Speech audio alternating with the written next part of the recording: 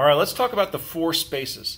The four spaces is a way of thinking about connection and about relationships that's been very helpful for me. And I think that if you understand the four spaces, it'll be easier to understand kind of what's happening in your small group and why it works the way it works. All right. So the four spaces, let me just say all this stuff came out of,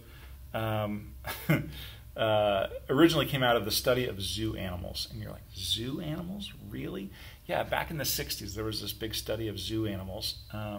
And one of the things that it noticed, they were trying to figure out what's the optimum cage size for zoo animals. Stay with me, I promise this is going to make sense. And what they discovered is that different animals, their behavior changed based on how much space they had, right? How much space to roam. So if you put two lions in a very small space, they get very angry with each other. If you put them in a larger space, they act differently, right? And so the space that we have actually affects the way we act.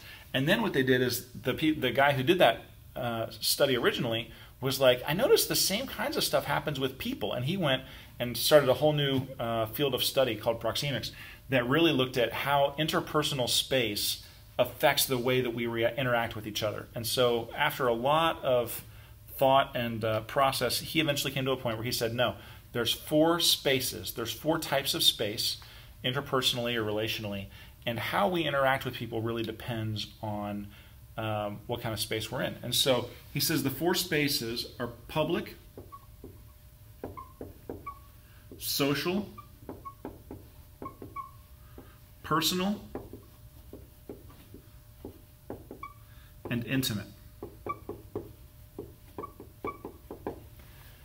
Public, social, personal, and intimate. And so let's use the church actually as kind of our example of what all these things look like. All right. When somebody says, "I love being a part of Whitewater," in my ideal world, they have all of these relationships here at Whitewater. They feel connected. Let me say this in all of these ways. So when somebody, we see this a lot. Somebody new comes to the church, they're like, "I love it here. I just feel like I'm really accepted and belong. I really belong here." And we think, okay, cool, I'm glad. So tell me about it. And they're like, oh, I just feel like, I just love David. I feel like he's just talking right to me. And everybody at the doors is so welcoming. And people smile at me when I'm getting my coffee. And so, me, the small groups guy, is like, but nobody even knows your name. How can you feel connected here? And they're like, no, it's great. I just have this public sense of belonging. And this is really important. It's important for people to have a public sense of belonging. And often, it's not. The tendency for us is to think, the tendency for me, who works with kind of the lower half of these, is to think that the farther down we go, the more real that is. But it's not the case. All of these are real, all right? People need to have some sort of public sense of belonging. So an easy public sense of belonging, Cincinnati doesn't have any teams that are good unless you like soccer. But I used to live in Lexington, and before that I lived in, a long time ago, I lived in Indianapolis where we had real sports teams. And so when you go to some sort of a game, right? So my team is the Indiana Pacers. When I go to a Pacers game, I'm there with 18,000 of my closest friends, right? That's the joke. You'll hear that in different places. But I go there, and there's a guy next to me, and he's wearing Pacers gear, and I'm wearing Pacers gear, and I go, and we are just screaming our heads off, and we're having really emotional conversations about different players, and how could you think, and no, we're going back and forth, and I feel like, man, this is my buddy, we're together, we get it, we just love each other, it's awesome, somebody hits a three, we're like, yeah, giving each other high fives. I will never see him again, ever. And I'm okay with that, and he's okay with that, right? That's just what it is. That's public belonging. We are belonging publicly to something that's happening, but it's not necessarily expected that he and I are now BFFs, okay? Sports teams, political rallies, churches, anything where you get a bunch of people together for a cause, some sort of a march or a whatever. Like, if there's a bunch of people that come together for a cause, a lot of times, that's a public sense of belonging. And I feel like I belong because I do, right? It's not fake.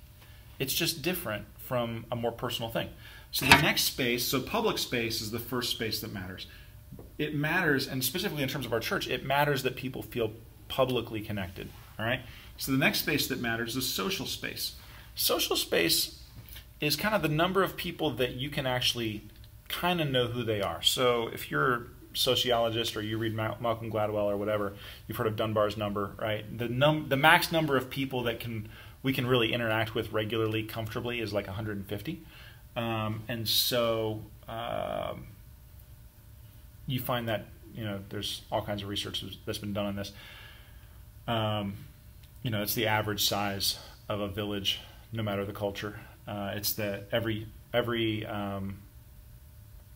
military, pretty much in world history, has a unit in the 100 to 150, whether depending on what you're calling it. But it's like this is how many people you can keep up with, and you kind of know their names. And think of this: social belonging is kind of like, I don't know where you work, but if you work at a place that there's a water cooler or a break room, a lot of times we feel social belonging in our workplace because that's usually about the right size.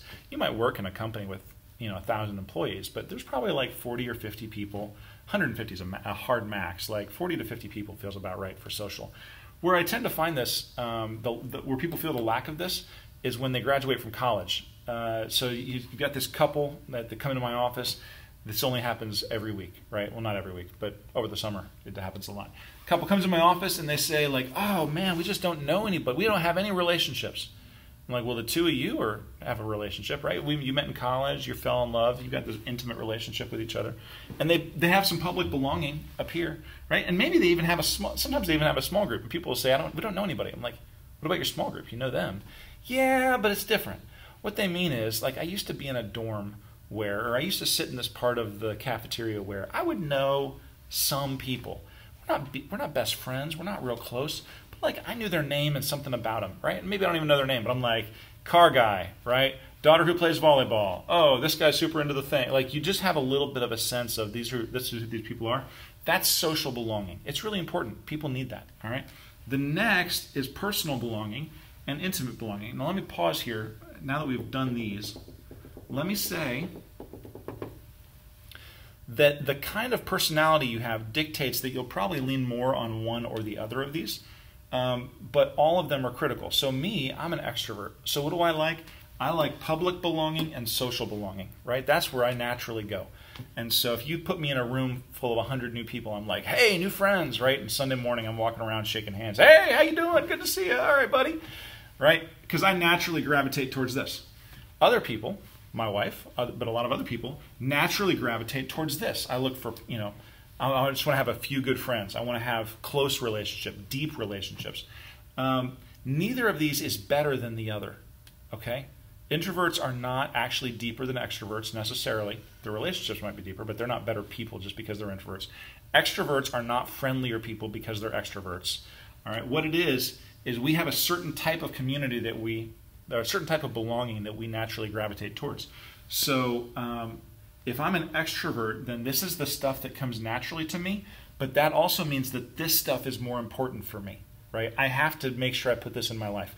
If I'm an introvert, this stuff is the stuff that just naturally happens for me. I have to make an effort to do these things, okay?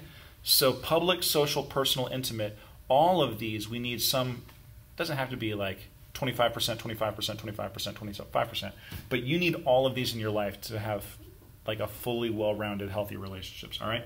So kind of this side, we kind of talked through. Let me do these in reverse order. I talk to people all the time, and they say, "Our small group is so intimate." And I think, I don't think you know what intimacy is if you think your small group is intimate, all right?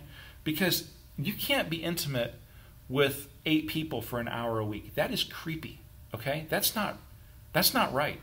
So most people have bandwidth for like 1 or 2 intimate relationships. Now, ladies seem to have a little bit more like broad strokes. I know I'm generalizing here, but broadly speaking, ladies seem to have a little bit better bandwidth for this than guys. But generally speaking, you've got space in your life for just a couple or a very few number of intimate relationships. I've got a best friend and a spouse, or I've got these 3 best friends and we hang together all the time. But what happens is if someone new comes in, it's like you can't just keep adding intimate relationships. There's not enough for you to go around. Intimacy really, I don't mean this in a sexual way, so stay with me here. Intimacy is like who can see you metaphorically naked, or at least unmasked, right? Like there's nothing hiding. This is who I really am.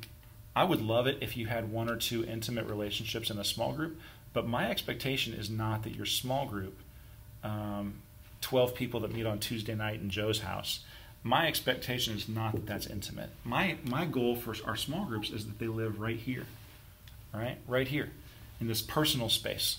Like personal spaces, we're close, we share, we have real relationships, we're dependable, we're honest with each other, we can be transparent. I know that I'm safe being transparent with you. But it's not just social, where we talk about social. I always think we talk news, sports, and weather, right? If you're talking about news, sports, or weather, then you're talking social, right? But also it's not necessarily that like everybody is bearing their soul every week in group. Now sometimes that's going to come up, and that's great. I'm for it, okay? But I'm just saying, if your expectation is everyone is going to be completely transparent about everything every time we meet, and there's a dozen people in the room, or 8 people, or 10, or whatever, you're just going to be disappointed, because that people can't sustain that. That's just, we're just not built for it. Okay, so this is probably the sweet spot for your small group. Now, depending on your group, maybe it trends upward a little bit, right? Maybe your group is kind of like social / personal, or maybe your group is real small. You're like, man, there's 4 of us, and we actually are more on the personal / intimate. Like, okay, I get all that, but your group is kind of is occupying this space, with the personal space being like the center of your sweet spot. Okay, so that's kind of how I want you to think about the 4 spaces. And so if you wonder, like, well, why are we functioning in a certain way? What's going on with our group? This is kind of a theory of space that'll help you understand, like, oh, it feels like our group is, as it's gotten bigger, it just feels like we're less close. Well, yeah, because as it gets bigger, you're functioning more in social space. You know, we've got this we're really close right here, but we just feel like we want to be around some more people. Yeah, because like, okay, you've got a lot of this, but not a lot of this. So allow the group to morph and change and be what it needs to be. But recognize that people have a hunger to connect publicly, socially, personally, and intimately. And your group doesn't have to do all of those things, but all of the people in your group need all those things. Does that make sense? So this is it. This is the 4 spaces, and it's really been helpful for me as I think about how people get connected, and how I, even in my own relationships, feel connected to others. And I hope it's been useful to you. Thanks, guys. Bye.